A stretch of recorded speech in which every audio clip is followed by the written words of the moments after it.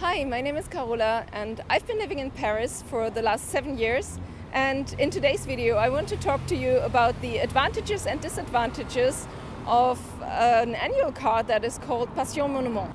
After 3 years of having the Versailles card, so the annual card that gives access to the Versailles castle, I was looking for something that is similar but gives access to different castles or historic places. And I stumbled over one that is called Passion Monument, and that gives access to 80 places all over France. And 6 of them are actually in Paris. I paid 70 euros for the duo card, so that means for me and one other person. And the person doesn't have to be named, so I can take someone else every time I'm going.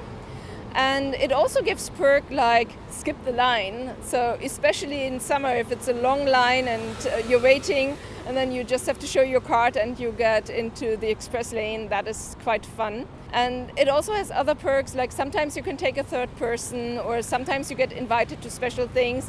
But I haven't done that this year, so I can't talk about that. So my card will run out in 5 days, and let me show you how I used that card in the last year. So let's have a look at the numbers. Right behind me is the Arc de Triomphe, and you pay 16 euros if you want a single entry without any extras. So I went once on my own, and then once with a friend, and once with my sister, so that's already 5 entries. Another monument that's on the list is the Pantheon. So a single entry to the Pantheon costs 13 euros, and again, I've done it once on my own, and then once with a friend, and once with my sister. So that's again 5 entries, and with the perk of skipping the line. And especially for the Pantheon, skipping the line is amazing. One thing I did was going to the tower that is on the Place de Bastille, which is called the Colonne de Juillet. And the specialty there is you can't go there without a guide. We still had to pay the guide, but instead of 13 euros, we could pay 6 euros, and then that's covering the guide. And yeah, it's a reduction. And I've done that once with a friend, and it was such an amazing experience. And I would have never known that actually this tower is hollow and you can go inside.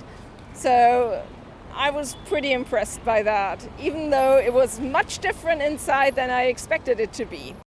Entry to the conciergerie is 13 euros, and I went once on my own and then twice with friends, so 5 entries.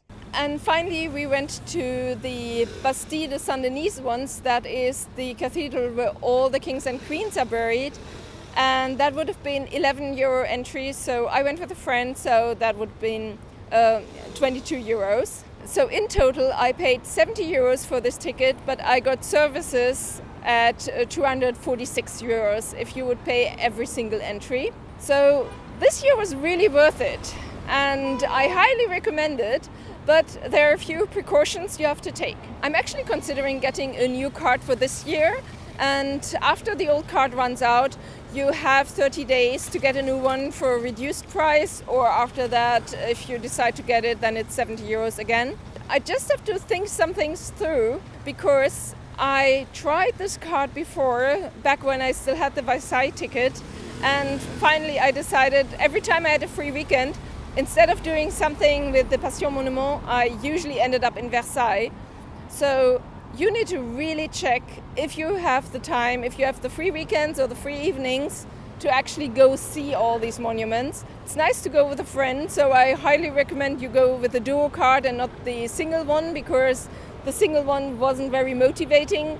But if I know that I can show the Arc de Triomphe to a friend, then I'm much more likely to go there. And the second warning is you actually have to look up if the place is open that day, because I remember I was going with my friend Maya, and we ended up in front of a closed, it was a castle, because they were rehearsing a theater play at that very castle that day. And of course I had looked up the opening hours, but not for exactly that day, just in general when it's open. Yeah, you have to make sure that, especially if it's a longer tour, it's really open that day. The biggest downside for that card is really the website, because it's so hard to find out what the castles are that are nearby. So you can filter by type of castle, by time period when it was built, or accessibility, but what I'm really interested in would be filtering for location, and they didn't have that. So in order to see what's around you, you would have to zoom in on the card, but the card is squared, so some in the corner that are further away that take far longer to get there, they're on the same list just because it doesn't go by circle from what is 50 kilometers around Paris. And in the search you can only go by location, like by postal code, but then it's not always clear which postal code is closer and which is further away. So overall, I really didn't enjoy being on that website, but after all, there are so many castles, and I actually still haven't done all of them, and I still want to do some again. So for example, the Castle of Versailles, which is really close by, and I haven't done that yet. Then there's always a second tour around the Pantheon. I'm highly considering taking a second one, and I highly recommend for you to take the first one if you live in Paris, if you're here, if you have some free weekends, and maybe a friend to come with you. If you liked the video, then please give it a thumbs up and comment down below. See you next time. Bye!